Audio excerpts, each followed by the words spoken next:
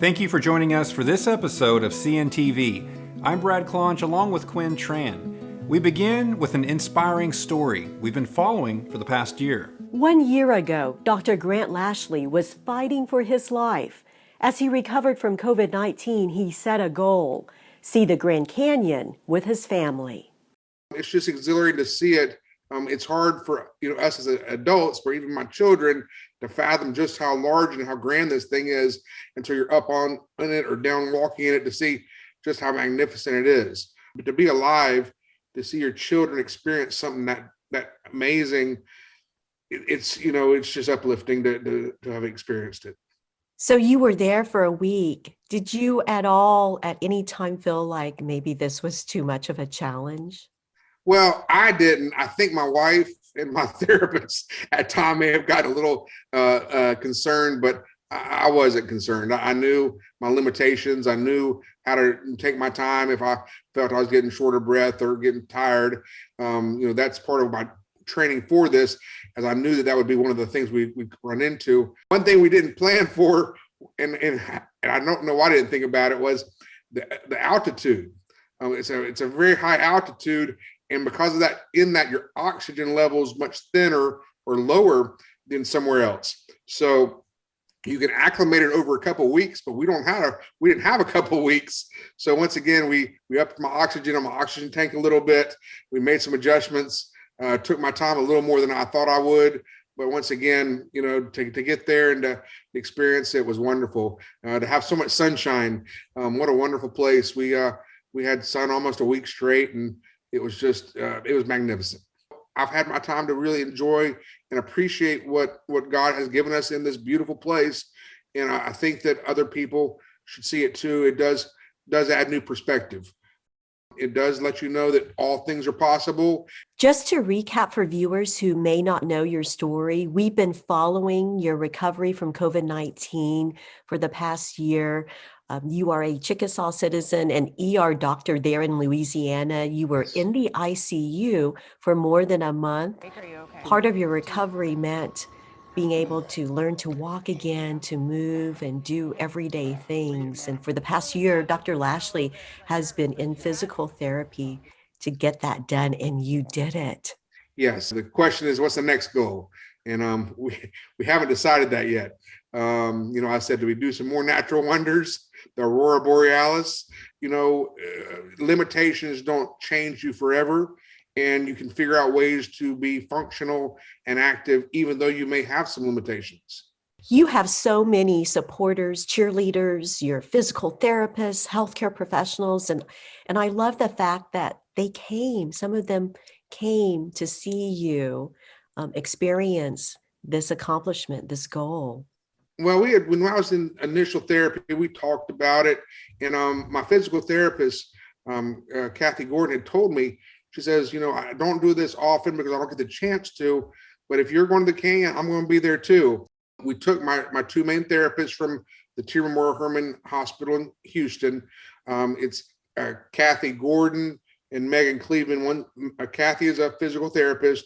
Megan is an occupational therapist, and they're the ones that work with me a lot in Houston. They do the part of the acute phase recovery, but a lot of times they don't get to see the person's life when they leave the hospital after they're helping them get on their feet. So this was, I think, probably a very neat experience for them to be able to see what happens to somebody they have helped to get back with their family, to get back achieving things and doing things.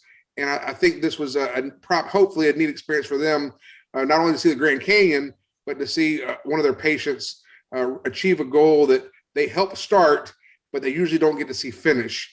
And I think that makes a big difference in a provider or any healthcare person to be able to see that the outcome of what their work was. Well, we love our physical therapists, don't we, Dr. Lashley? Absolutely. Do your family members, your wife and your children see this as such a miracle? Yeah, it's wonderful for them to be able to vocalize that, because we're trying to not talk about it that much, but they said this was a lot different last year, Dad. Around this time is where things started, and we're so glad it's not like that now. And we're doing things now that, I'll be honest with you, I wasn't sure I'd ever get to. My my son grabbed a basketball last night and said, "Dad, let's go play basketball." I didn't know if I'd be doing that ever, but now I can play simple basketball with him. I still have limitations. I still have numbness in my hands, weakness in my left hand. Still have, it's very fascinating. I'm able to walk, but I don't feel my feet. And so that's something most people don't even get a grasp on. And so I tell my wife, I'm very careful when I walk because I don't want to, step on something, twist my ankle. So, it does take a little bit extra mind thought process when you move.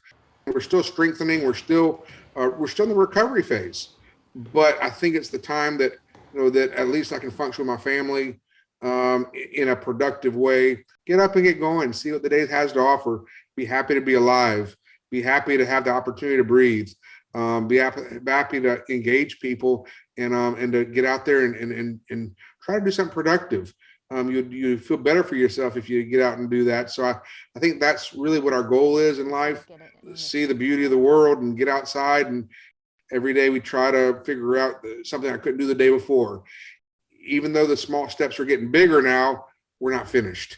So we have a little ways to go, but I think the opportunity to be alive is fantastic. And once again, there's still a great future ahead for me and my family, but I hope so also for other recovering patients. We have to let them have the rest of their story, not just it be the end of the story that they had COVID.